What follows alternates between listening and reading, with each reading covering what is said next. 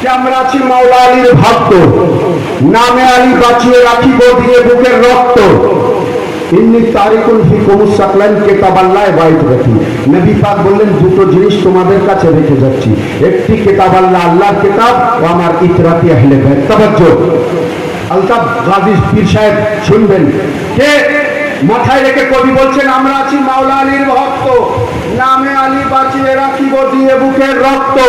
কোরআন ও আহলে বাইতের সাথে যারা আছে যুক্ত, ওদের ঈমান আছে একদম পাকাপোক্ত। তো আলীর গুণগান শুনে যারা হয় বিরক্ত, ওদের রক্তের দোষ আছে অতিরিক্ত। হায় হায় হালালি মোহাব্বত, হালালি ইয়া আলী, হারামি তুমসে মোহাব্বত नहीं कर सकता। কে বলেছে?